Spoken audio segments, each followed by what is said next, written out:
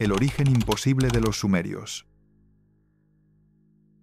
La aparición de la civilización sumeria en el sur de Mesopotamia constituye uno de los episodios más enigmáticos de la historia antigua. En otros lugares del mundo, el desarrollo hacia la vida urbana puede rastrearse en fases sucesivas: aldeas que crecen, poblados que se consolidan y comunidades que, con el tiempo, acaban formando ciudades. En el caso de Sumer, ese proceso previo apenas es visible. Las primeras evidencias arqueológicas que se conservan muestran una sociedad ya plenamente estructurada. No se identifican etapas tempranas claras, ni una evolución lenta hacia la complejidad. En su lugar, Sumer emerge como una civilización madura, equipada con instituciones, templos, sistemas administrativos y formas de organización que, en otros contextos, tardaron siglos en desarrollarse. Este salto repentino continúa siendo uno de los grandes interrogantes de la arqueología mesopotámica. Los registros más antiguos atribuidos a los sumerios presentan características propias de un estado consolidado. Los templos funcionan como centros económicos. Los sistemas de redistribución están ya establecidos y se aprecia una división del trabajo bien definida. No se observan los experimentos iniciales ni las estructuras provisionales que suelen acompañar la formación de las primeras sociedades urbanas. En las capas iniciales de sus asentamientos aparecen, desde el principio, actividades artesanales especializadas, redes de irrigación en funcionamiento y una organización territorial avanzada. Todo ello sugiere que para cuando aparecen en el registro arqueológico, los sumerios habían alcanzado un nivel de complejidad que normalmente se asocia a procesos mucho más prolongados. La ausencia de sus etapas de formación constituye uno de los aspectos más desconcertantes de su historia. Uruk, Eridu o Lagash son algunos de los asentamientos más antiguos relacionados con Sumer. Cuando se excavaron sus estratos más tempranos, se esperaba encontrar pequeñas aldeas o comunidades agrícolas en proceso de desarrollo. Sin embargo, lo que apareció fue distinto. Las primeras capas claramente identificables ya muestran urbanismo: edificios monumentales, recintos ceremoniales, talleres, áreas residenciales y sistemas de gestión del agua. No se encuentran unidades anteriores simples que permitan entender el camino que llevó a estas ciudades a alcanzar tal grado de desarrollo. El fenómeno, lejos de ser aislado, se repite en distintos enclaves. Sumer presenta ciudades que, desde su primera manifestación arqueológica completa, parecen haber iniciado su historia en un punto avanzado del proceso urbano. La aparición de la escritura cuneiforme es uno de los hitos más importantes de la humanidad. En un contexto normal, se esperaría observar formas previas rudimentarias, símbolos experimentales, ensayos, sistemas aún no estandarizados. Sin embargo, los primeros ejemplos de cuneiforme en Sumer ya muestran una estructura compleja. Las tablillas más antiguas presentan registros administrativos organizados, signos con valores fonéticos y logográficos, y una técnica de escritura plenamente funcional. No se han identificado etapas intermedias que indiquen un desarrollo progresivo del sistema. El cuneiforme surge en el registro arqueológico con un nivel de madurez que no encaja fácilmente con los patrones evolutivos observados en otras regiones. Esto refuerza la idea de que, cuando Sumer aparece ante nuestros ojos, su cultura escrita ya estaba en pleno funcionamiento. Entre los elementos más desconcertantes de la cultura sumeria se encuentra su lengua. El sumerio es una lengua aislada, un término que en lingüística se utiliza para describir idiomas que no tienen relación conocida con ninguna otra familia lingüística. A diferencia del acadio, que pertenece a las lenguas semíticas, o del hitita, perteneciente a las lenguas indoeuropeas, el sumerio no muestra parentesco con ningún idioma conocido del Próximo Oriente ni de regiones más lejanas. Los textos más antiguos ya emplean una gramática definida y un vocabulario desarrollado, sin rastros claros de una forma anterior o de un protoidioma del cual pudiera derivar. Esto plantea un desafío considerable, porque impide reconstruir su origen o situarlo dentro de un árbol lingüístico más amplio. El surgimiento de una lengua tan elaborada sin un contexto previo comprobable añade otra pieza difícil de encajar al conjunto de enigmas que rodean el nacimiento de esta civilización. Las tablillas sumerias conservan algunos de los registros astronómicos más antiguos conocidos. Ya en sus primeros periodos se documentan observaciones sistemáticas del cielo, el seguimiento de Venus, los ciclos de la Luna, la identificación de constelaciones y la anotación de fenómenos celestes relevantes para la vida religiosa y agrícola. Estos datos reflejan una tradición de observación prolongada, que normalmente requeriría muchas generaciones para alcanzar tal precisión. Sin embargo, en Sumer, estas prácticas aparecen desde sus primeros documentos escritos, lo que sugiere la existencia de un conocimiento acumulado cuyo origen aún no está claramente establecido. La astronomía sumeria no era un simple registro ocasional de fenómenos. Formaba parte de un sistema organizado que combinaba el cálculo, la observación y la interpretación ritual. La rapidez con la que este sistema aparece plenamente configurado continúa siendo un punto de debate en la investigación moderna. El estudio de sus restos materiales muestra que los sumerios dominaban diversas técnicas avanzadas desde etapas tempranas. Su metalurgia, por ejemplo, presenta aleaciones y métodos de trabajo bien establecidos. Sus sistemas de irrigación revelan un conocimiento profundo del manejo del agua y de las tierras aluviales. Incluso sus métodos para estandarizar pesos y medidas indican un grado notable de organización económica. Lo llamativo es que estas técnicas no aparecen acompañadas de versiones rudimentarias que permitan rastrear una evolución prolongada. Las herramientas, los objetos y los sistemas administrativos que se encuentran en los primeros niveles excavados muestran un grado de refinamiento que suele alcanzarse tras largos procesos de ensayo y error. Este fenómeno refuerza la impresión de que, al menos desde el punto de vista arqueológico, la cultura material sumeria irrumpe con un nivel de desarrollo que no encaja del todo con lo esperado para una civilización en sus primeras etapas visibles. Eridu ocupa un lugar central en las tradiciones sumerias. Los propios sumerios la consideraban la primera ciudad de su civilización, el punto donde comenzó su historia. Las excavaciones modernas confirman que Eridu posee una estratigrafía excepcionalmente profunda, con capas que se superponen en un largo periodo de tiempo. Lo particular de este asentamiento es que, incluso en sus niveles más antiguos, ya aparecen estructuras templarias organizadas y signos de actividad ritual continua. Los templos fueron reconstruidos muchas veces en el mismo lugar, creando una secuencia que revela una ocupación prolongada, pero no necesariamente un desarrollo urbano gradual, como el esperado en otras regiones.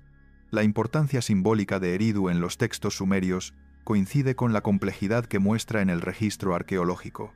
Sin embargo, su origen exacto y el motivo por el cual se convirtió en un centro religioso tan relevante desde etapas tempranas continúa siendo una cuestión abierta en la investigación. Los textos sumerios no solo describen la organización de sus ciudades o la actividad de sus templos, también conservan relatos que, para ellos, formaban parte de su pasado más remoto. En estos mitos se mencionan eras previas, cataclismos, dioses que establecen el orden y momentos en los que la humanidad comenzaba de nuevo tras episodios devastadores. Historias como la de la creación del ser humano a partir de la arcilla, la introducción de las artes y los oficios por parte de divinidades, o la existencia de un gran diluvio que marca un antes y un después, sugieren que los propios sumerios no se consideraban la primera etapa de la historia, sino herederos de algo anterior. Aunque estos relatos pertenecen al ámbito de lo mítico, su insistencia en un pasado anterior aporta una dimensión adicional al problema del origen sumerio. La coexistencia de una cultura avanzada con mitos que aluden a ciclos perdidos plantea preguntas sobre cómo los sumerios entendían su propio lugar en la historia. Comparado con otras civilizaciones tempranas, el caso sumerio resulta singular. En Egipto, el Valle del Indo o China, las primeras sociedades complejas muestran fases más extensas de desarrollo, aldeas que crecen en complejidad, cambios graduales en la organización social y transformaciones visibles en la arquitectura y la tecnología. En Sumer, ese proceso no está suficientemente documentado. Las estructuras avanzadas aparecen antes de que sea posible rastrear cómo se formaron. La sensación es la de un salto cultural difícil de explicar con los modelos convencionales del desarrollo humano. Este fenómeno ha llevado a los investigadores a replantear algunas de las ideas tradicionales sobre el origen de las civilizaciones y sobre el papel que desempeñaron los movimientos migratorios, los contactos interregionales y las transformaciones medioambientales en la historia temprana del ser humano. Diversas hipótesis intentan explicar este inicio abrupto. Algunos estudios sugieren la posibilidad de poblaciones anteriores aún poco identificadas, cuyos restos materiales no se han conservado bien debido a las condiciones del terreno. Otros especialistas proponen que la erosión, las inundaciones o la falta de excavaciones profundas en ciertos puntos podrían ocultar fases enteras del desarrollo temprano. También se han planteado teorías sobre migraciones desde regiones vecinas, intercambios culturales de larga duración o la influencia de comunidades aún no descubiertas que contribuyeron a la formación de la cultura sumeria. Sin embargo, ninguna de estas explicaciones resuelve por completo el conjunto de enigmas. Los vacíos en el registro siguen siendo amplios, y por ahora no existe un consenso definitivo que permita reconstruir con claridad la transición entre las etapas preurbanas y la aparición de la Sumer histórica. La suma de todos estos factores, una civilización madura desde el inicio, ciudades desarrolladas en sus primeras capas arqueológicas, una escritura plenamente formada, una lengua sin antecesores conocidos y una tradición mitológica que alude a tiempos previos conforma uno de los mayores enigmas del mundo antiguo. La arqueología continúa proporcionando datos y fragmentos que amplían nuestro conocimiento, pero el origen profundo de Sumer sigue siendo un territorio repleto de incógnitas. Lejos de ofrecer una respuesta cerrada, la evidencia disponible invita a plantear nuevas preguntas sobre cómo surgen las primeras sociedades complejas y qué elementos pueden haberse perdido en los milenios previos a su aparición. Esta primera historia abre así el camino para explorar otros misterios de la civilización sumeria, que, tomados en conjunto, muestran hasta qué punto su legado sigue desafiando nuestra comprensión del pasado. Reyes que vivieron miles de años. Dentro de la lista real sumeria, el diluvio ocupa un lugar central. El texto detiene bruscamente la enumeración de los reyes antediluvianos con una frase breve. Entonces, el diluvio arrasó con todo. No aporta detalles, no describe el acontecimiento ni ofrece explicaciones. Simplemente lo señala como una línea divisoria que separa la era de los reinados imposibles de un nuevo comienzo histórico. Este tratamiento confirma que el diluvio funcionaba como un punto fijo en la memoria colectiva sumeria, un suceso que marcaba la frontera entre un mundo legendario y un mundo reconocible. En términos literarios y culturales, esta ruptura organizaba la historia en dos niveles: un pasado remoto, casi sagrado, y una etapa posterior en la que la realeza adopta formas más similares a las conocidas en otras civilizaciones antiguas. Tras ese acontecimiento, la lista real presenta una secuencia de reyes cuyos reinados empiezan a reducirse de forma drástica. Aunque algunos aún conservan duraciones simbólicas de varios siglos, la tendencia general es hacia cifras cada vez más realistas y, finalmente, comparables a las que documentan las inscripciones administrativas. Los nombres que aparecen en estas secciones coinciden en muchos casos con figuras que pueden confirmarse por otras fuentes. Reyes de ciudades como Kish, Uruk o Ur, cuyos gobiernos están atestiguados en tablillas contemporáneas. Esta coincidencia entre la lista y los registros arqueológicos demuestra que, al menos desde el diluvio hacia adelante, el documento no solo tiene valor simbólico, sino también un valor histórico significativo. La transición de reyes míticos a gobernantes comprobables permite comprobar cómo los sumerios integraban la realidad y la tradición en un mismo relato. La lista real ha dado lugar a múltiples interpretaciones, todas dentro del terreno de la investigación histórica. Algunos especialistas consideran que el documento actuaba como herramienta política para legitimar ciertas dinastías, presentándolas como herederas directas de un linaje que se remontaba a los orígenes del mundo. Otros autores destacan el componente simbólico del texto, entendiendo los reinados extremadamente largos como expresiones de un tiempo mítico, distinto del tiempo humano, en el que se desarrollaron las primeras instituciones sociales. También se ha propuesto una lectura numerológica. Las duraciones podrían reflejar ciclos astronómicos o cálculos rituales, más que periodos reales. En conjunto, estas interpretaciones coinciden en un punto. La lista no pretende describir literalmente el pasado, sino organizarlo en una estructura coherente con la cosmovisión mesopotámica. Uno de los aspectos más estudiados del documento es la composición matemática de las cifras. Las duraciones antediluvianas están construidas con múltiplos de 60, la base numérica característica de los sumerios, utilizada también en astronomía, en el cómputo del tiempo y en la medición de ángulos. La recurrencia de estos patrones sugiere que los números tenían un valor conceptual y no cronológico. La coherencia entre distintas versiones del texto revela que estos valores se transmitieron con extremo cuidado, lo que indica que su significado simbólico era importante para los escribas. Aunque su función exacta todavía no está completamente clara, lo cierto es que estos números desempeñaban un papel en la forma en que los sumerios estructuraban su pasado y establecían una relación entre las edades míticas y la historia documentada. El resultado es un documento donde las cifras imposibles son esenciales para entender la visión sumeria del orden del mundo. Dentro de la lista real sumeria, el diluvio ocupa un lugar central. El texto detiene bruscamente la enumeración de los reyes antediluvianos con una frase breve. Entonces, el diluvio arrasó con todo. No aporta detalles, no describe el acontecimiento ni ofrece explicaciones. Simplemente lo señala como una línea divisoria que separa la era de los reinados imposibles de un nuevo comienzo histórico.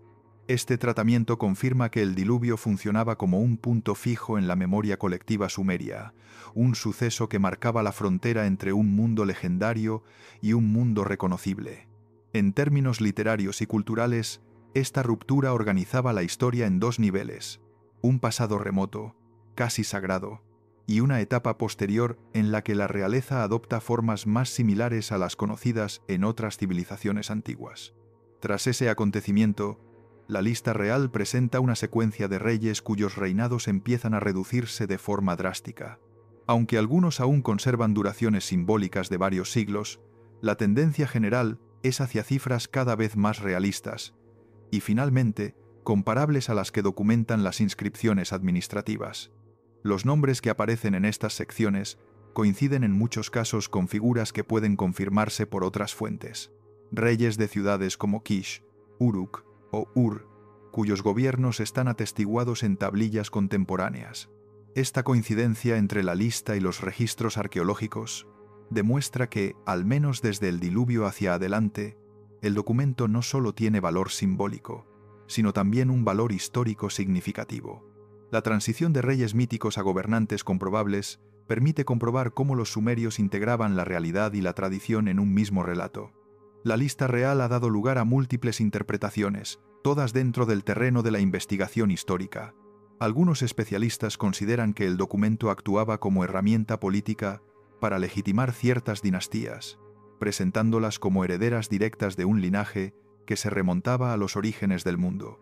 Otros autores destacan el componente simbólico del texto, entendiendo los reinados extremadamente largos como expresiones de un tiempo mítico, distinto del tiempo humano, en el que se desarrollaron las primeras instituciones sociales.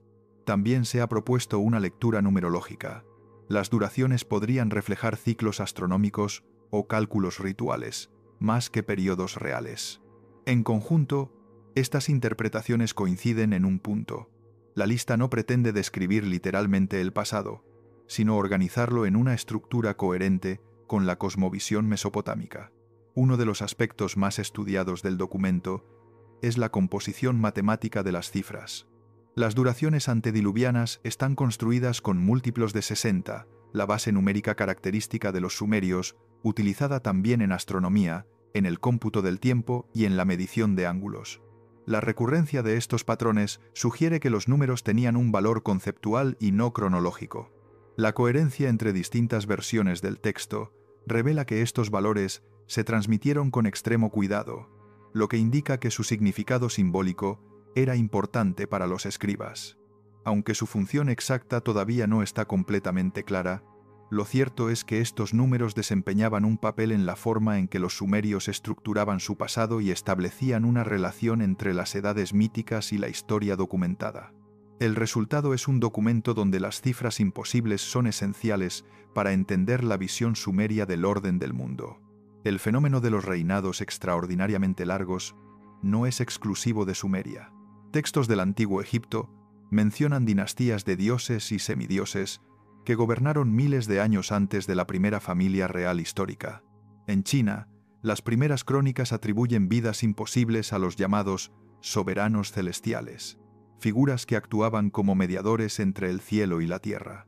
Incluso en la tradición bíblica, los patriarcas antediluvianos presentan edades prolongadas que reflejan una concepción del tiempo similar a la de las listas mesopotámicas. Estas coincidencias sugieren un patrón cultural compartido.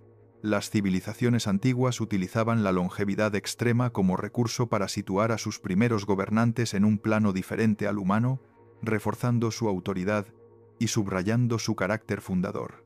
La lista real sumeria encaja perfectamente en esa lógica universal de asociar el origen de la sociedad con figuras que vivían en un tiempo distinto al nuestro. A pesar de los elementos legendarios, la lista real conserva información de gran valor para la reconstrucción del pasado mesopotámico. Las secciones posteriores al diluvio contienen nombres que también aparecen en tablillas administrativas, contratos, registros de ofrendas y referencias cruzadas con otras ciudades-estado. Gracias a estas coincidencias, la lista ayuda a establecer una cronología básica para los primeros siglos de Sumer, un periodo que de otro modo sería extremadamente fragmentario. Además, el documento refleja cómo las ciudades competían por el reconocimiento político, ya que la realeza se concebía como un privilegio que pasaba de una ciudad a otra, reforzando la idea de rivalidades y alianzas cambiantes. La lista no es una crónica exacta, pero sí un mapa conceptual, que muestra cómo entendían los sumerios el poder y la continuidad histórica. Su valor reside en esa combinación de memoria cultural, tradición política y registro administrativo. A pesar de siglos de estudio, la lista real sigue planteando preguntas sin respuesta definitiva. No está claro por qué los escribas conservaron cifras tan elevadas sin modificarlas ni adaptarlas, incluso en épocas en las que la interpretación literal ya no era verosímil. Tampoco se comprende del todo por qué ciertas dinastías fueron incluidas y otras omitidas, lo que sugiere motivaciones políticas o religiosas que se han perdido con el tiempo. La relación entre los reinados míticos y los ciclos astronómicos continúa siendo objeto de debate, especialmente por la presencia sistemática de múltiplos y patrones numéricos. Incluso el propio concepto de realeza en la antigüedad mesopotámica resulta más complejo de lo que aparenta, pues la lista refleja una idea de poder que dependía tanto de la tradición como de la práctica política.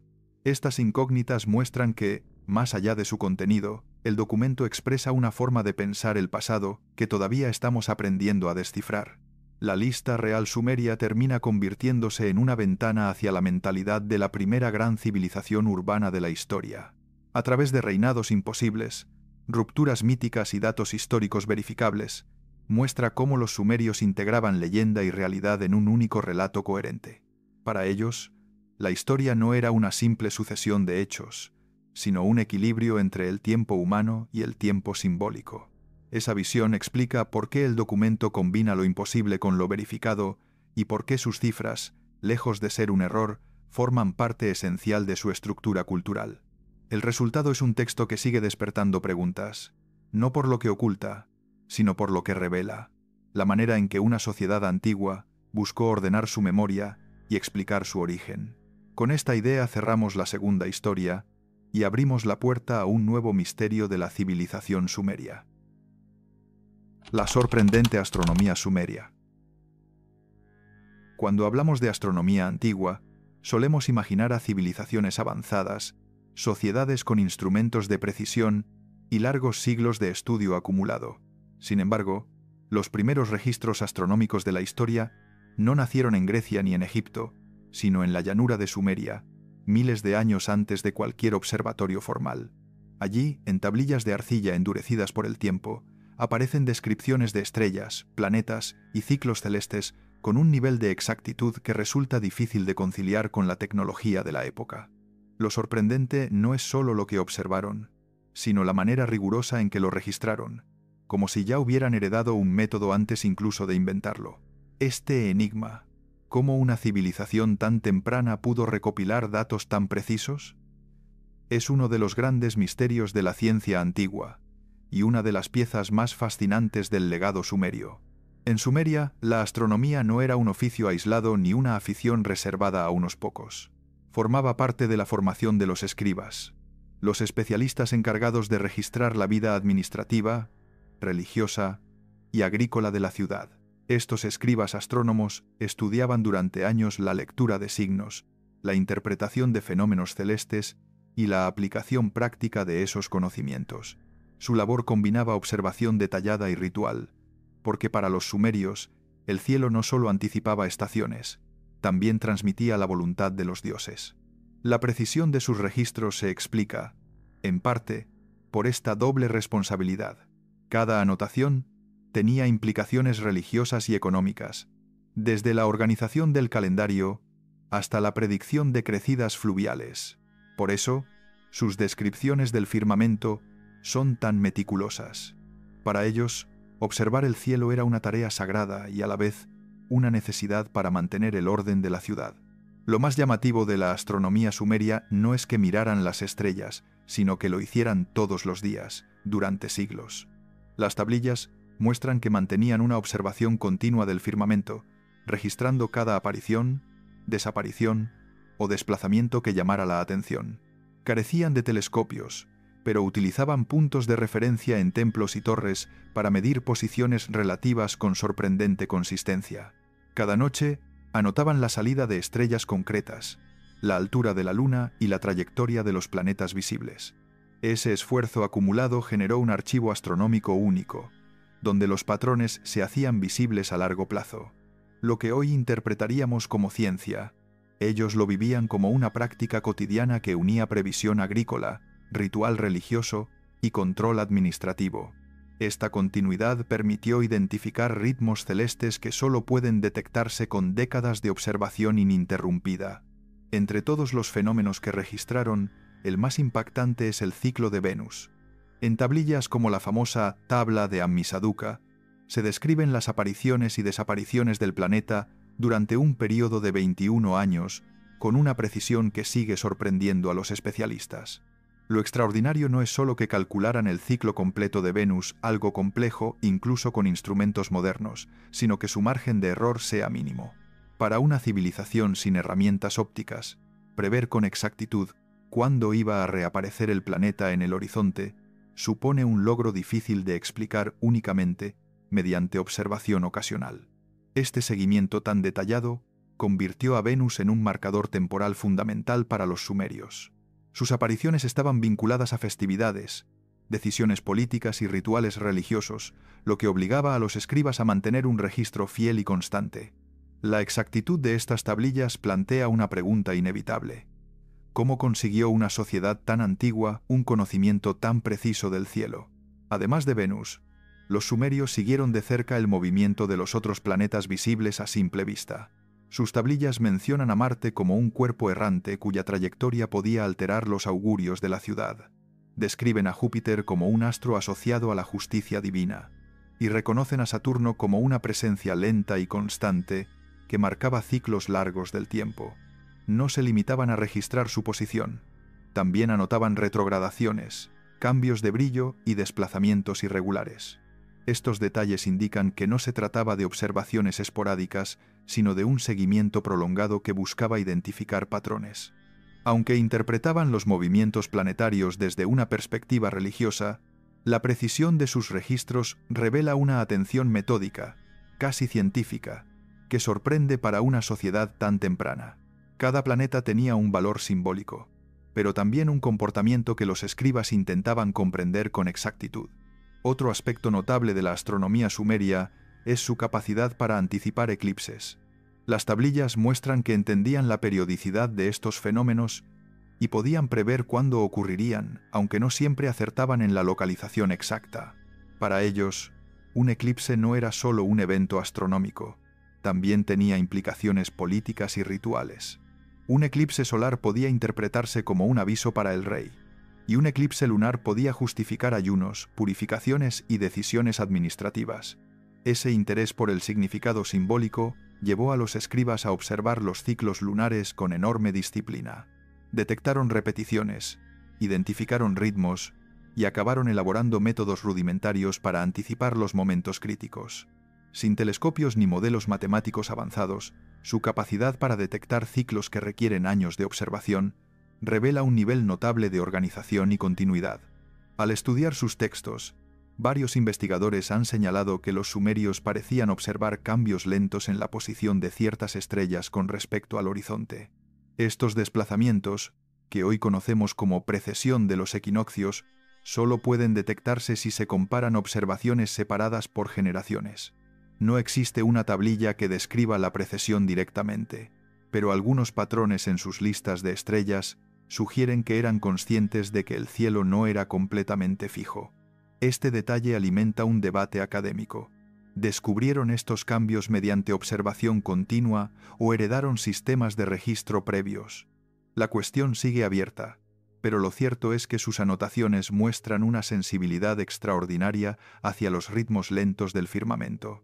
Esa capacidad para identificar variaciones a largo plazo convierte a Sumeria en uno de los primeros lugares del mundo donde se intentó comprender el cielo como un sistema ordenado y cambiante.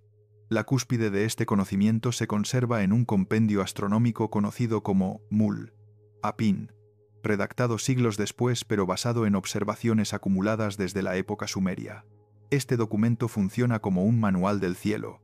Incluye listas de constelaciones, instrucciones para calcular horas nocturnas, métodos para interpretar fenómenos celestes y observaciones detalladas sobre la Luna y los planetas.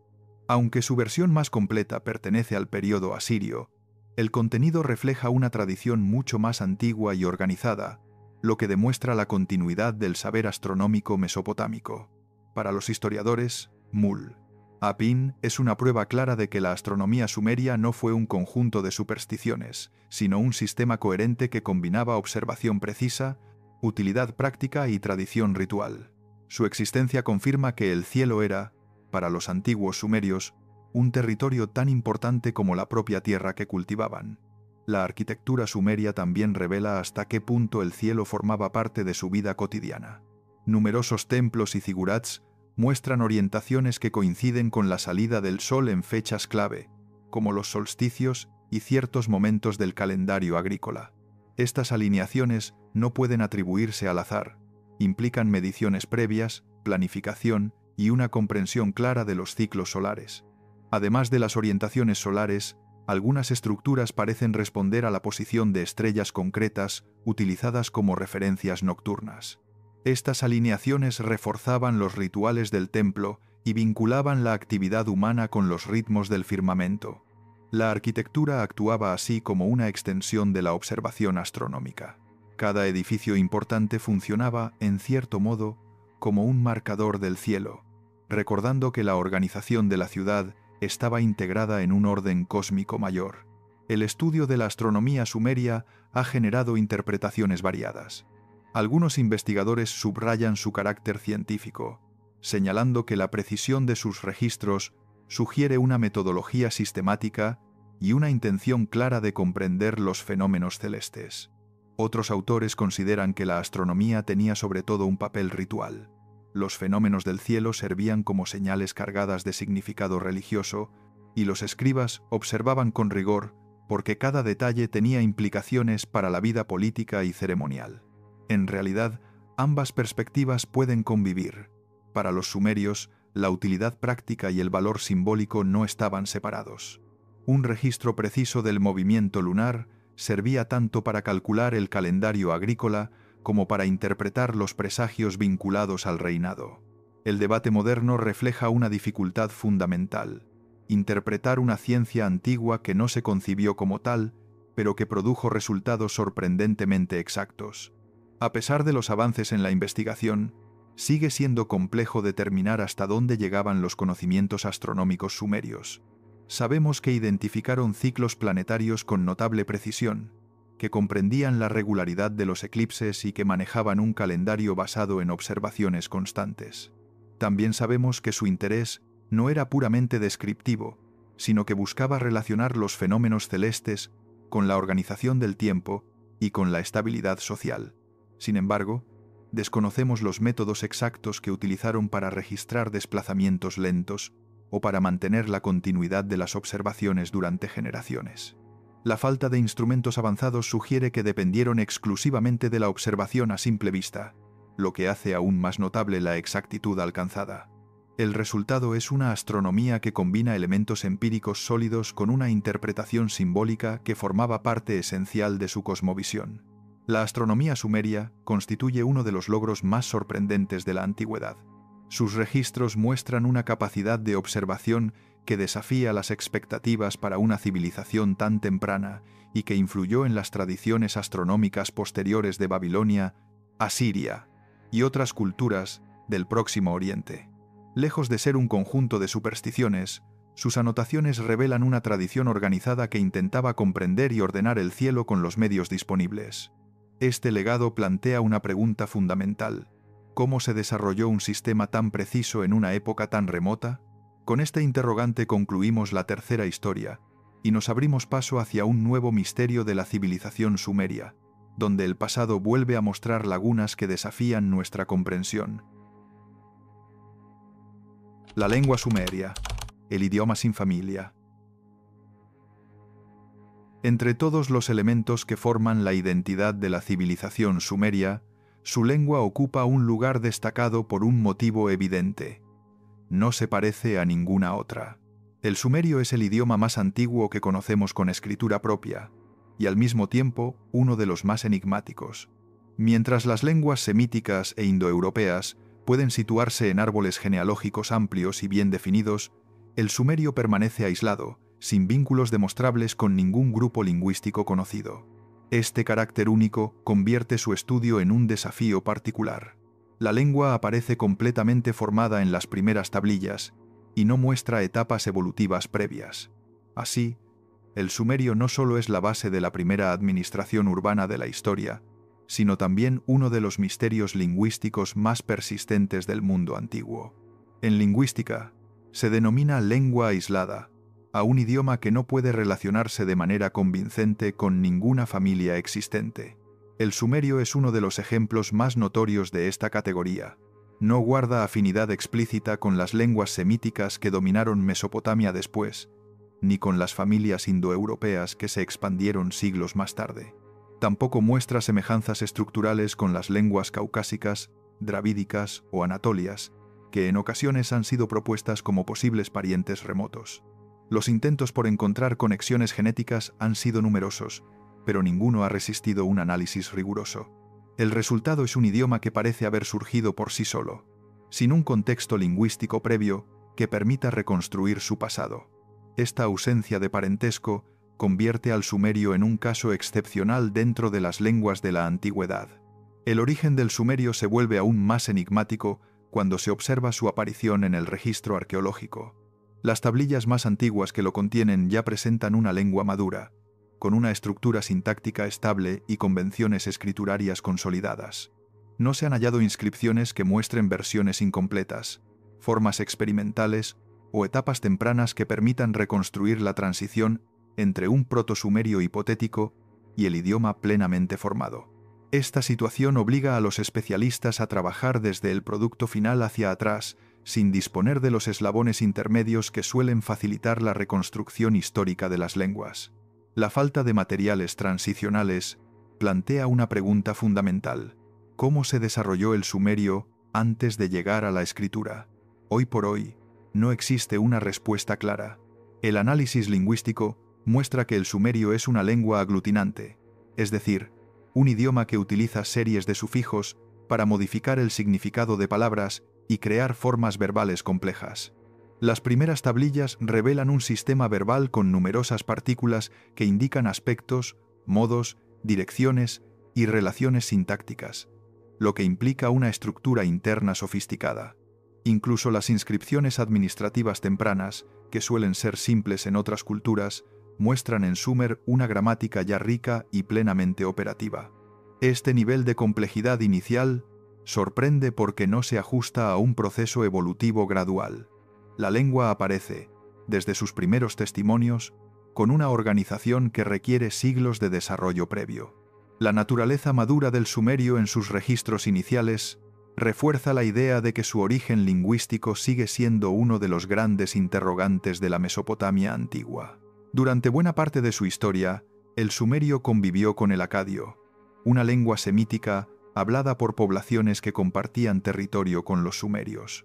Ambos idiomas coexistieron en ciudades mixtas, donde la administración, el comercio y la vida religiosa obligaban a mantener una comunicación fluida entre comunidades distintas. Esta convivencia generó un intercambio lingüístico constante.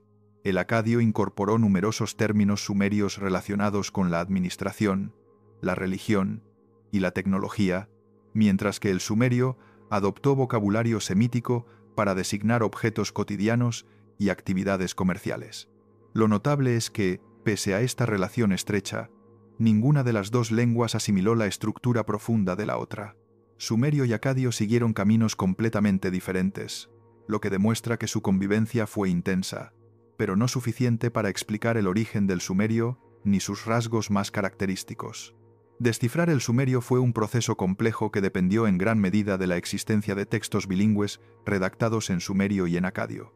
Estos documentos, utilizados en escuelas de escribas, permitieron a los investigadores modernos identificar valores fonéticos y significados que de otro modo habrían sido imposibles de reconstruir. Aún así, el idioma presenta dificultades importantes. Muchas palabras aparecen solo una vez en todo el corpus conocido, lo que limita su interpretación. Otras cambian de significado según el contexto, y buena parte de las construcciones verbales no tiene paralelos claros en otras lenguas. La dependencia del acadio como herramienta de traducción introduce, además, un sesgo inevitable. La lengua semítica reorganiza las ideas de forma distinta, y esa mediación condiciona la lectura moderna del sumerio. Estas limitaciones explican por qué, a pesar de los avances, numerosos pasajes siguen siendo ambiguos o incompletos. La preservación del sumerio no habría sido posible sin el trabajo de los escribas bilingües, que durante siglos lo enseñaron y copiaron en escuelas especializadas. Aunque la lengua dejó de hablarse de manera cotidiana hacia el final del tercer milenio A.C., continuó utilizándose en textos religiosos, rituales y administrativos de prestigio. Las escuelas de escribas elaboraron listas lexicográficas, manuales de signos y tablas de equivalencias entre sumerio y acadio que sirvieron tanto para la formación como para la conservación del idioma. Este esfuerzo deliberado mantuvo vivo un idioma que ya no era de uso común, transformándolo en una lengua culta similar al papel que el latín desempeñaría miles de años después. Gracias a esa tradición escolar, hoy conservamos miles de tablillas que permiten reconstruir, al menos en parte, cómo funcionaba el sumerio en diferentes contextos. Con el paso del tiempo, el acadio se convirtió en la lengua dominante de Mesopotamia. Su expansión política y su uso cada vez más extendido en la administración hicieron que el sumerio perdiera terreno en la comunicación diaria. Sin embargo, su desaparición no fue abrupta. Durante varias generaciones, ambos idiomas se emplearon en paralelo, mientras el sumerio quedaba relegado a funciones religiosas, ceremoniales y literarias. Finalmente, dejó de utilizarse como lengua materna y pasó a ser un idioma aprendido exclusivamente en las escuelas, donde su prestigio cultural garantizaba su conservación. Este proceso explica por qué el sumerio alcanza una fase tardía de extraordinaria estabilidad formal. Al no ser una lengua viva, dejó de evolucionar y se mantuvo prácticamente congelado en su forma escrita. Su extinción como lengua hablada, lejos de borrar su influencia, consolidó su papel como símbolo de la identidad cultural de la antigua Sumeria. El origen del sumerio ha generado múltiples hipótesis, ninguna de ellas definitiva. Algunos investigadores han propuesto que los sumerios llegaron como un grupo migrante desde una región aún no identificada, pero esta teoría carece de evidencias arqueológicas claras. Otros sugieren que la lengua podría ser el vestigio de una población anterior a los grandes movimientos del Neolítico, un grupo aislado cuya huella material se habría perdido con el tiempo. También se ha planteado la posibilidad de un desarrollo local prolongado, aunque la falta de etapas intermedias dificulta sostener esta idea. A día de hoy, ninguna de estas hipótesis explica satisfactoriamente cómo apareció un idioma tan complejo sin vínculos demostrables con otras lenguas conocidas, lo que mantiene el origen del sumerio como un asunto abierto en la investigación histórica. Más allá de su misterio lingüístico, el sumerio tuvo un papel fundamental en la construcción cultural de Mesopotamia. Fue la lengua en la que se escribieron las primeras leyes, los primeros contratos, los primeros textos matemáticos y los primeros manuales astronómicos. La estructura aglutinante del idioma permitía describir acciones y relaciones con gran precisión, lo que facilitó el desarrollo de sistemas administrativos complejos. Muchas de las categorías conceptuales empleadas en astronomía, agricultura, contabilidad y ritual religioso nacieron en sumerio y fueron heredadas por culturas posteriores que continuaron utilizándolas en acadio. En este sentido, el sumerio no solo describe el mundo antiguo, ayudó a crearlo, al proporcionar las herramientas intelectuales con las que la sociedad mesopotámica organizó su conocimiento. A pesar de los avances en el estudio lingüístico, persisten lagunas importantes. No conocemos el sonido exacto de muchas palabras, debido a que la escritura cuneiforme no representa todos los matices fonéticos. Tampoco podemos reconstruir con certeza la pronunciación de épocas distintas, ya que la lengua dejó de evolucionar al convertirse en un idioma exclusivamente escrito. Buena parte del vocabulario técnico sigue siendo ambiguo, y numerosas expresiones aparecen solo una vez en todo el corpus conservado, lo que dificulta su traducción. Además, la falta de inscripciones tempranas impide entender cómo evolucionó el idioma antes de su aparición en los textos administrativos. Estas limitaciones muestran que, aunque sabemos mucho más que hace un siglo, el estudio del sumerio continúa siendo un territorio lleno de interrogantes. La lengua sumeria es uno de los legados más sorprendentes de la primera civilización urbana de la historia. Su carácter aislado, su aparición repentina y su complejidad desde los primeros registros la convierten en un enigma que sigue desafiando a lingüistas e historiadores. Al mismo tiempo, su influencia se extiende a toda Mesopotamia y a las tradiciones que la sucedieron, demostrando que un idioma puede desaparecer como lengua hablada y, aún así, moldear siglos de cultura. Con esta idea concluimos la cuarta historia y avanzamos hacia un nuevo misterio de la civilización sumeria, donde nuevamente encontramos preguntas que aún no tienen respuesta definitiva. El diluvio sumerio, mito, memoria o acontecimiento real. En la literatura mesopotámica, el diluvio aparece como un acontecimiento central que marca el final de una era y el inicio de otra. Su presencia es constante, surge en himnos, listas reales, mitos de creación y tradiciones que circularon durante más de 2000 años. Los sumerios no lo mencionan como un episodio aislado, sino como un hecho que reorganizó por completo el orden del mundo. Este lugar privilegiado en la memoria colectiva indica que el diluvio no era solo un motivo literario, sino un elemento fundamental de la identidad cultural sumeria. El relato se transmite con variaciones, pero siempre mantiene la misma estructura: destrucción generalizada, supervivencia de un único protagonista y restauración del orden divino. El protagonista sumerio del diluvio es Ziusudra, un rey sacerdote de la ciudad de Shuruppak. Según las tablillas, los dioses decidieron enviar una inundación destinada a borrar a la humanidad, pero Enki, divinidad asociada a la sabiduría y al agua subterránea, informó a Ziusudra de lo que iba a ocurrir. El héroe construyó una embarcación para salvarse junto con animales y bienes rituales, y tras el desastre recibió la bendición de los dioses para instaurar un nuevo comienzo. Este relato es el antecedente directo de versiones posteriores, como la historia acadia de Atrahasis o el episodio de Utnapishtim en la epopeya de Gilgamesh. La figura de Ziusudra representa, por tanto, el vínculo más antiguo entre la tradición literaria mesopotámica y el tema universal del superviviente del diluvio. El diluvio sumerio tiene paralelos estrechos con otros relatos antiguos del Próximo Oriente. En el mito acadio de Atrahasis, la estructura narrativa es casi idéntica: decisión divina, aviso secreto, construcción de un barco y renacimiento después de la catástrofe. En la epopeya de Gilgamesh, el superviviente es Utnapishtim, personaje cuya historia sigue los mismos pasos, pero con una elaboración literaria más compleja. Incluso en la tradición bíblica, la historia de Noé mantiene la secuencia general heredada de estos relatos mesopotámicos. Estas coincidencias demuestran que el diluvio no fue una invención aislada, sino un motivo compartido que circuló durante milenios y que influyó en culturas de diferentes regiones.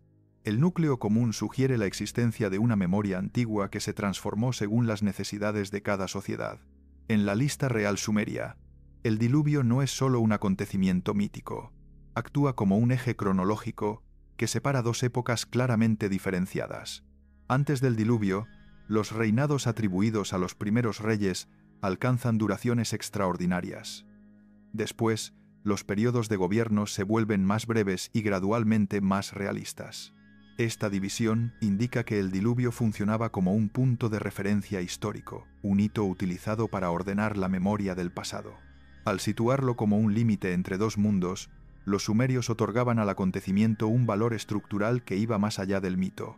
La función del diluvio como frontera temporal refuerza la idea de que los sumerios no lo concebían solo como una narración simbólica, sino como un suceso que, de alguna manera, definía el inicio de su propia historia. La idea de que el diluvio pudiera tener una base histórica comenzó a despertar interés a principios del siglo XX, cuando los arqueólogos empezaron a excavar sistemáticamente en las ciudades del sur de Mesopotamia. Hasta entonces, la historia del diluvio había sido tratada como un relato puramente literario, pero el descubrimiento de tablillas que repetían la misma estructura narrativa suscitó la posibilidad de que los textos conservaran un recuerdo antiguo de un acontecimiento real. Los primeros exploradores europeos, influenciados por la Biblia y las leyendas del Próximo Oriente, buscaban pruebas directas de una inundación masiva. Sus excavaciones estaban guiadas por la esperanza de encontrar una capa geológica que confirmara, al menos parcialmente, la narrativa conservada en las tablillas. Aunque estos trabajos iniciales carecían de la precisión metodológica actual, sentaron las bases para una nueva interpretación del mito. La idea de que, detrás del relato literario, pudiera existir un acontecimiento natural excepcional que marcó profundamente la memoria de las primeras ciudades. Este interés académico no pretendía validar un diluvio universal, sino comprender si un evento regional pudo haber sido lo suficientemente devastador como para quedar fijado en la tradición sumeria. La búsqueda de evidencias tomó un giro decisivo cuando el arqueólogo Leonard Woolley, durante sus excavaciones en la ciudad de Ur en la década de 1920, descubrió una capa de limo estéril de aproximadamente 2,5 metros de espesor. Este estrato se encontraba entre niveles arqueológicos con restos humanos y materiales culturales claramente diferenciados, lo que significaba que una inundación de gran magnitud había interrumpido la ocupación de la ciudad. La capa no contenía objetos ni arquitectura, solo sedimentos arrastrados por una masa de agua que cubrió la zona durante un periodo prolongado. Para Woolley, este hallazgo representaba la confirmación física de un diluvio semejante al descrito en las tablillas. Su propuesta era sencilla: si un fenómeno natural de esa magnitud afectó a Ur, pudo haber tenido un impacto similar en otras ciudades cercanas, lo que explicaría la presencia del diluvio en los mitos sumerios. La noticia causó gran entusiasmo porque, por primera vez, se relacionaba un relato literario con una evidencia arqueológica concreta. Aunque hoy sabemos que la interpretación no es tan directa, el descubrimiento de Woolley fue fundamental para abrir un debate que continúa hasta la actualidad. Con el paso del tiempo, investigaciones más detalladas demostraron que la capa encontrada por Woolley no correspondía a un único diluvio que afectara a toda Mesopotamia, sino a una inundación local producida por los desbordamientos del Éufrates. Otras excavaciones en lugares como Shuruppak y Kish revelaron capas similares, aunque con fechas y espesores diferentes, lo que sugiere que las ciudades mesopotámicas experimentaron varios episodios de inundaciones graves a lo largo de milenios. Estos hallazgos indican que no existió un diluvio universal, pero sí una sucesión de inundaciones regionales que pudieron quedar grabadas en la memoria colectiva como un único acontecimiento devastador. Además, el carácter impredecible de los ríos, unido a la dependencia absoluta de los sistemas de irrigación, hacía que cualquier crecida extraordinaria tuviera consecuencias sociales y económicas significativas. Los arqueólogos modernos interpretan estas capas como señales de crisis periódicas que afectaron a la estabilidad de las primeras ciudades, contribuyendo a la idea de un evento catastrófico que habría marcado un antes y un después en la historia humana. La teoría más aceptada actualmente sostiene que el diluvio sumerio no procede de un único suceso, sino de la acumulación de desastres fluviales ocurridos en ciudades diferentes y en momentos distintos. En el entorno del Tigris y el Éufrates, los cambios de cauce, Las crecidas repentinas y la ruptura de diques formaban parte de la realidad cotidiana. Estos fenómenos podían arrasar campos de cultivo, destruir viviendas y obligar a evacuar ciudades enteras. Las inundaciones más graves cubrían regiones extensas y dejaban capas de sedimento que interrumpían la secuencia arqueológica, creando la impresión de una ruptura abrupta en la vida urbana. La repetición de estos episodios, sumada al impacto social que generaban, favoreció la creación de un relato unificado que interpretaba los desastres como un castigo divino. Con el tiempo, estos recuerdos fragmentados pudieron fusionarse en una narración coherente transmitida de generación en generación. Así, el diluvio se convirtió en una metáfora poderosa que explicaba la vulnerabilidad del ser humano ante la naturaleza y la necesidad de restaurar el orden tras cada crisis. Es esta combinación de memoria histórica, trauma colectivo y reinterpretación religiosa la que da forma al mito sumerio del diluvio tal como lo conocemos. En la mitología mesopotámica, el agua no solo era un elemento físico, sino un símbolo asociado al caos primordial. Los textos describen que antes de la creación, el mundo estaba sumergido en una masa acuosa informe conocida como Apsu, y la tarea de los dioses consistió en separar y ordenar esas aguas para dar origen a la vida. El diluvio sumerio, por tanto, no se interpretaba únicamente como una catástrofe natural, sino como un retorno temporal a ese estado primigenio donde el orden divino había sido suspendido. Este significado explica por qué la inundación adquiere una dimensión moral. El exceso humano, la violencia o el incumplimiento de los rituales podían provocar la decisión divina de borrar la creación para restaurar el equilibrio. En este marco simbólico, el superviviente del diluvio no es solo un héroe, sino el garante de la continuidad del orden cósmico. Su tarea consiste en restablecer el vínculo entre los dioses y la humanidad tras el colapso del mundo anterior. Esta interpretación religiosa es fundamental para comprender por qué el diluvio ocupó un lugar tan destacado en la memoria sumeria. La historia del diluvio no permaneció estática.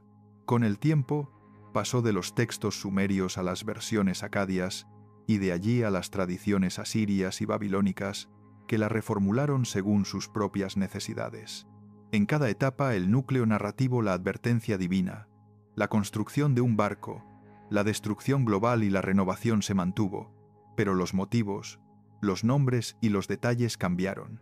En la epopeya de Gilgamesh, por ejemplo, el relato adquiere un tono más filosófico, vinculado a la reflexión sobre la mortalidad y la búsqueda de la inmortalidad. Siglos después, la tradición hebrea adaptó el tema dentro de un marco teológico diferente, pero conservó la estructura heredada del antiguo Oriente Próximo. Esta persistencia demuestra que la historia del diluvio poseía un significado profundo que trascendió culturas, idiomas y sistemas religiosos. La continuidad del relato a lo largo de milenios es una prueba de su capacidad para responder a preocupaciones universales: el origen del mal, la fragilidad humana y la necesidad de un nuevo comienzo tras la destrucción. La investigación moderna reconoce que la región mesopotámica experimentó múltiples inundaciones catastróficas durante el período en que surgieron las primeras ciudades. Existe consenso en que estos eventos pudieron generar un recuerdo colectivo lo suficientemente fuerte como para convertirse en un mito central. Sin embargo, persisten cuestiones abiertas. No sabemos si algún episodio en particular fue más devastador que los demás, ni si ciertos eventos afectaron a regiones más amplias de lo que muestran los datos arqueológicos actuales. Además, la falta de registros estratigráficos continuos dificulta reconstruir la secuencia exacta de inundaciones. La interpretación de las capas de sedimento también plantea desafíos, ya que no siempre es fácil distinguir entre una inundación excepcional y una crecida estacional especialmente intensa. La relación entre los textos literarios y los fenómenos geológicos continúa siendo objeto de debate. Algunos investigadores consideran que el mito refleja un único acontecimiento memorable. Otros creen que es una síntesis cultural de múltiples desastres repartidos en el tiempo. Lo cierto es que, aunque no existe prueba de un diluvio universal, la evidencia arqueológica respalda la existencia de inundaciones suficientemente graves como para transformar la vida de las primeras ciudades. El diluvio sumerio se encuentra en el punto exacto donde convergen historia, mito y memoria colectiva. Aunque los relatos no describen un acontecimiento literal en términos modernos, sí parecen conservar la huella de desastres fluviales reales que marcaron profundamente a las sociedades del sur de Mesopotamia. El mito actuó como una forma de explicar la fragilidad del mundo urbano y de justificar la necesidad de un orden divino que mantuviera la estabilidad de las ciudades. Su influencia posterior demuestra la potencia de una tradición que combinó observación del entorno, experiencia social y reflexión religiosa hasta convertirse en uno de los relatos más duraderos de la humanidad. Con este análisis concluimos la quinta historia y nos preparamos para abordar un nuevo misterio sumerio, donde nuevamente se mezcla la evidencia arqueológica con las preguntas que aún siguen abiertas en el estudio del mundo antiguo. El enigma de los zigurats.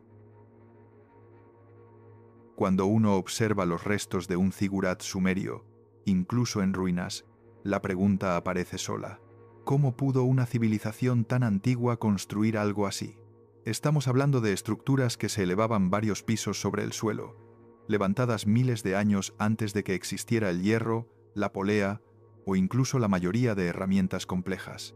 En Mesopotamia no había piedra en abundancia, de modo que estas montañas artificiales fueron levantadas casi por completo con ladrillos de barro, un material frágil que, sin embargo, los sumerios manejaron con una maestría difícil de explicar. Para un observador moderno, la simple existencia de un zigurat sugiere un nivel de organización y planificación que no encaja del todo con lo que solemos imaginar del año 3000 a.C. Pero allí están, enormes, resistentes, desafiando al tiempo y recordándonos que los primeros arquitectos de la historia ya jugaban con escalas que parecen imposibles. Para los sumerios, el zigurat no era un edificio más, era el eje espiritual y político de la ciudad. Cada uno de estos templos representaba la casa terrenal del dios protector, el punto exacto donde el cielo descendía para tocar la tierra. Por eso, su construcción implicaba a todos, sacerdotes, artesanos, trabajadores y gobernantes. No se trataba solo de levantar una estructura monumental, sino de asegurar el bienestar de toda la comunidad. En cierto modo, cada ladrillo colocado era un acto de fidelidad al dios de la ciudad, y esta importancia simbólica explica por qué los sumerios volcaron tanto esfuerzo en perfeccionar una arquitectura que, para su época, estaba muy por encima de lo habitual.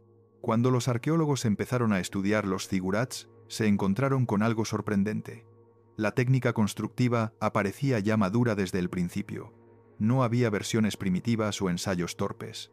Todo parecía cuidadosamente planificado desde el primer momento. Para construir estas plataformas escalonadas, los sumerios necesitaron rampas gigantescas, sistemas de drenaje avanzados y una precisión geométrica que extraña incluso a los ingenieros actuales.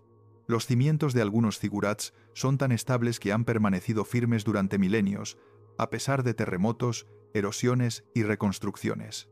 Este dominio inesperado de la ingeniería temprana sigue generando preguntas sobre la rapidez con la que surgió la arquitectura monumental en Mesopotamia. El diseño en terrazas no era una simple elección estética. Para los sumerios, cada nivel representaba una parte del cosmos: la tierra, el espacio intermedio y el cielo. Subir un zigurat no era solo ascender físicamente, sino acercarse al ámbito divino. Este modelo no es exclusivo de Mesopotamia. Se repite en culturas distantes como Egipto, Mesoamérica o el Valle del Indo. Pero lo sorprendente es que los zigurats aparecen entre los primeros, como si los sumerios hubieran inaugurado un patrón arquitectónico que luego resonaría en otros puntos del planeta.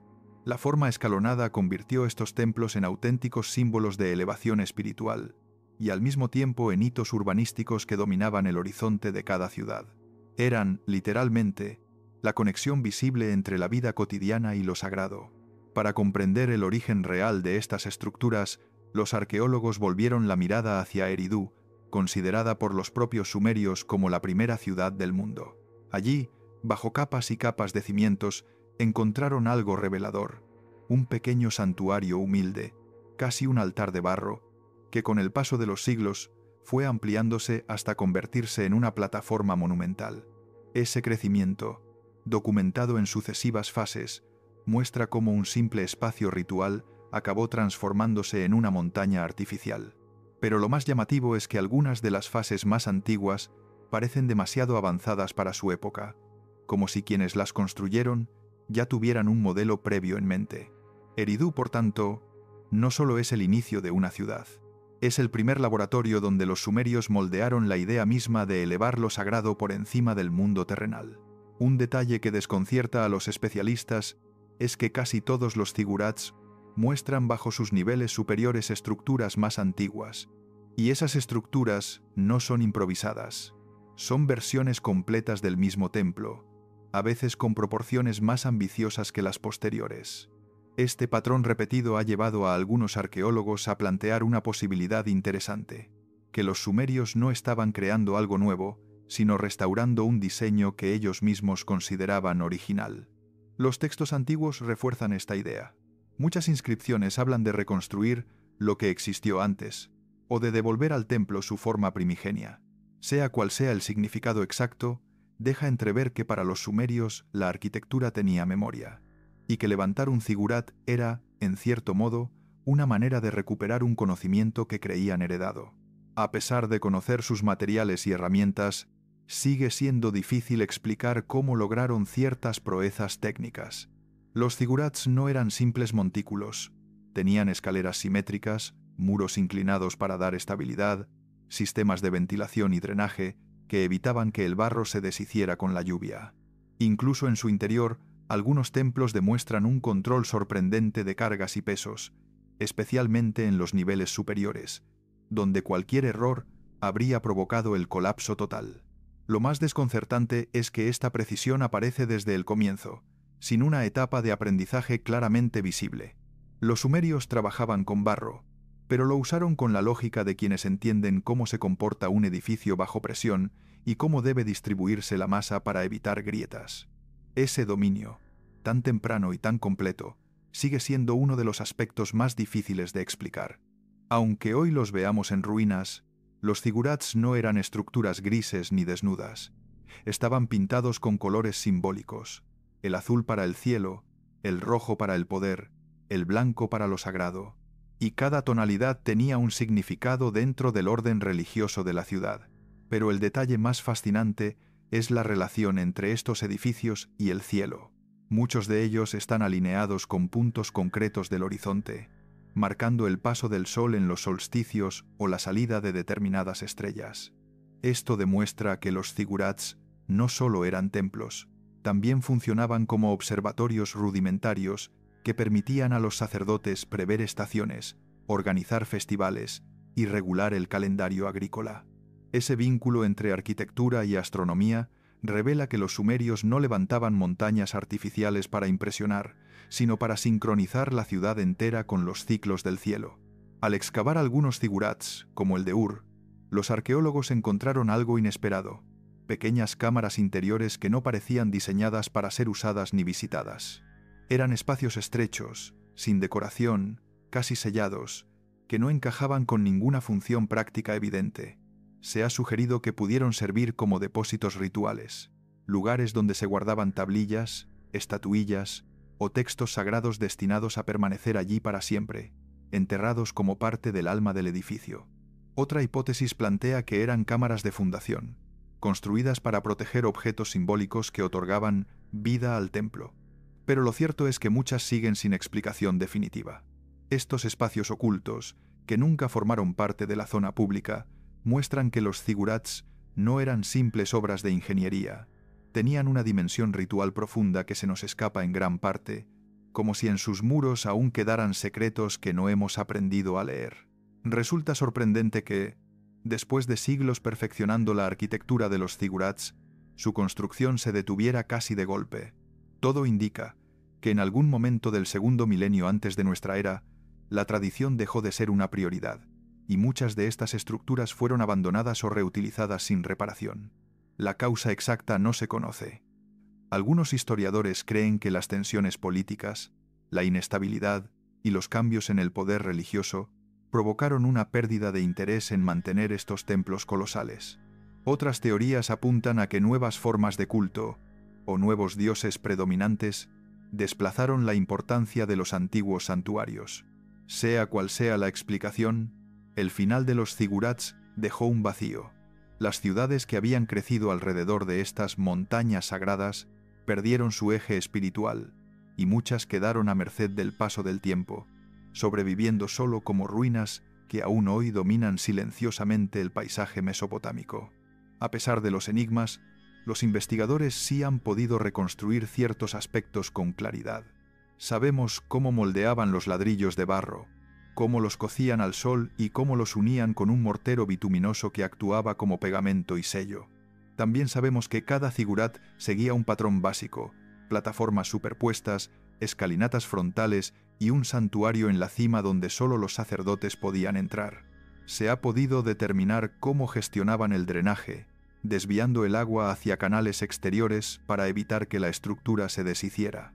Y aunque no conocemos todos los detalles, podemos afirmar que la construcción de un zigurat requería planificación burocrática, mano de obra especializada y un sistema de coordinación que solo una sociedad extraordinariamente organizada podía sostener. Es decir, más allá del misterio, hubo un conocimiento real y muy práctico detrás de estas obras. Los zigurats son, en esencia, la huella visible de cómo los sumerios entendían el mundo.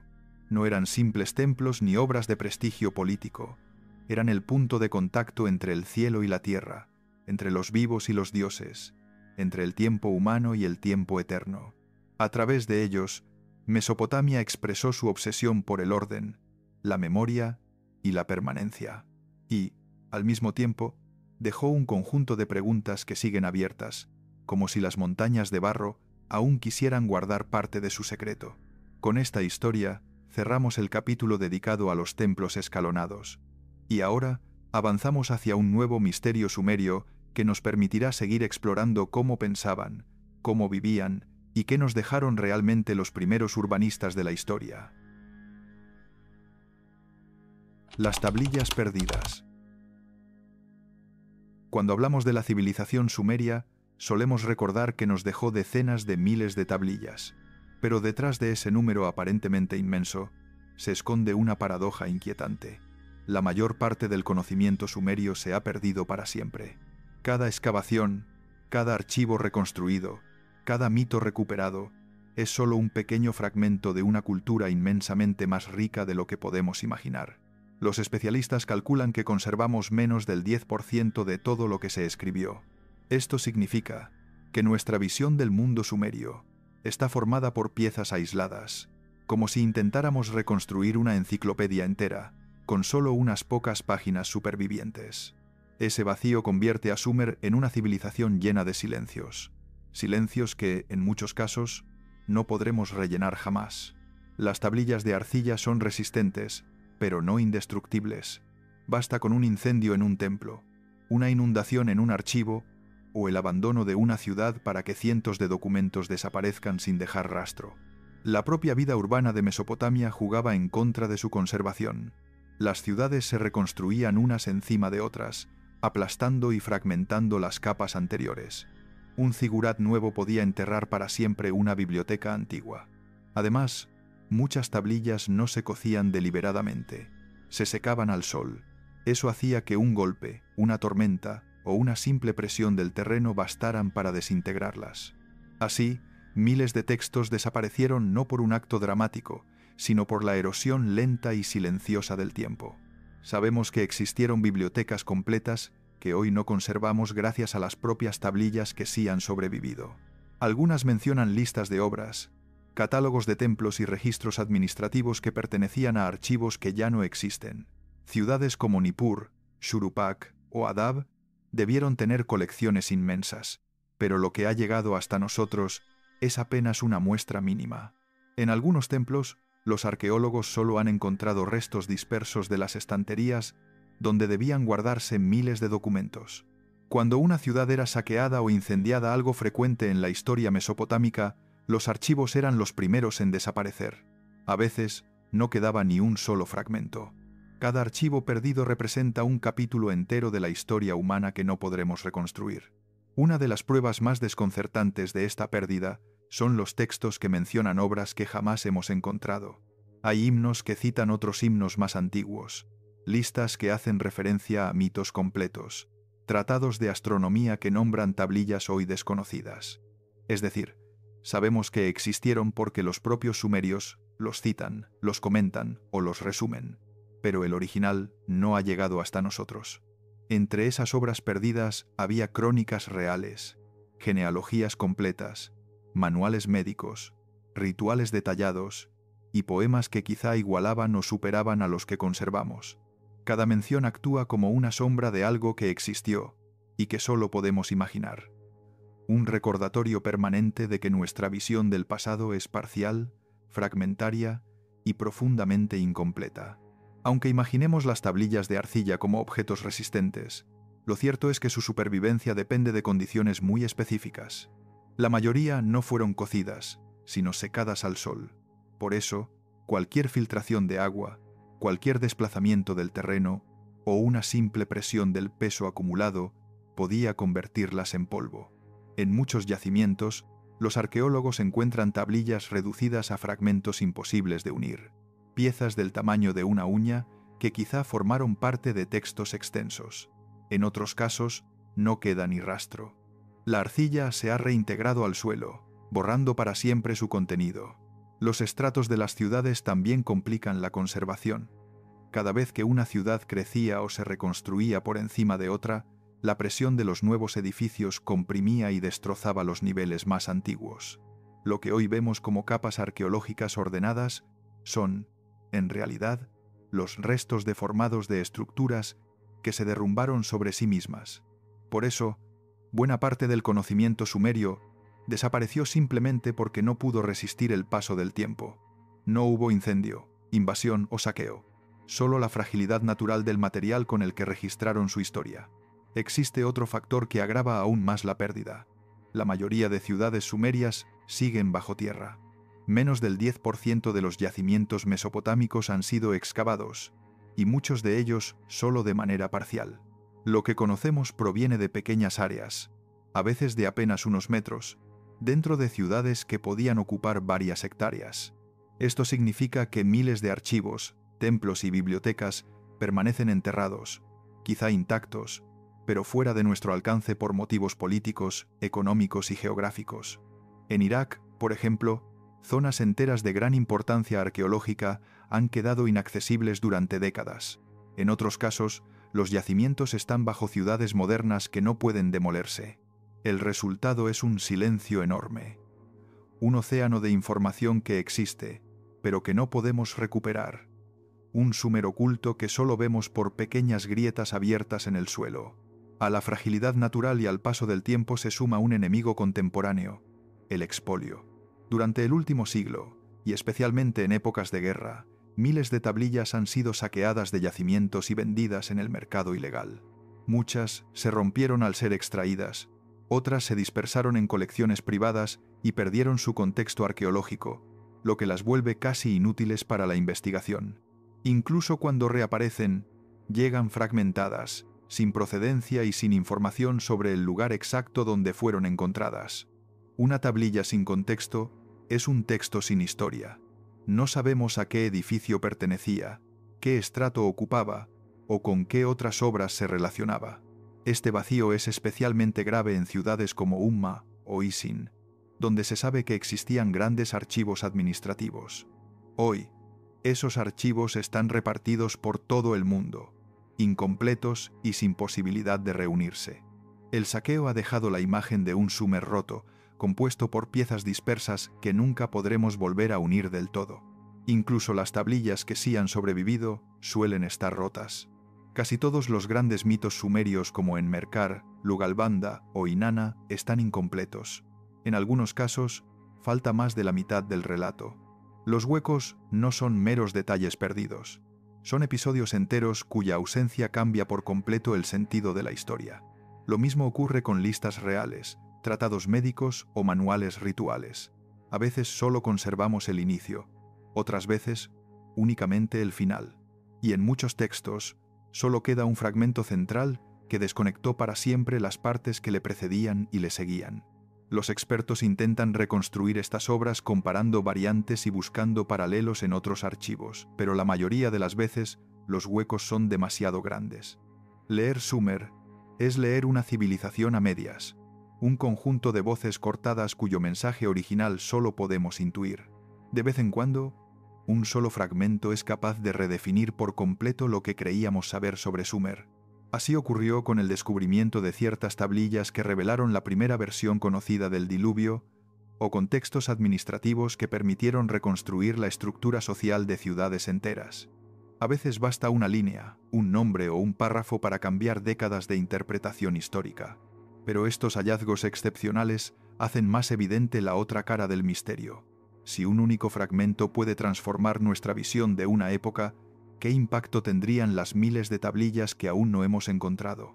Entre los textos perdidos podría haber genealogías completas, debates políticos, relatos literarios mejores que los que conocemos, o incluso explicaciones directas de prácticas religiosas que hoy solo podemos interpretar indirectamente. Cada descubrimiento ilumina un rincón del pasado, pero al mismo tiempo subraya la enormidad de lo que aún permanece oculto. Hay momentos enteros de la historia sumeria que aparecen como huecos imposibles de resolver, períodos donde no sabemos quién gobernó con precisión, qué conflictos ocurrieron o cómo se transformaron las ciudades.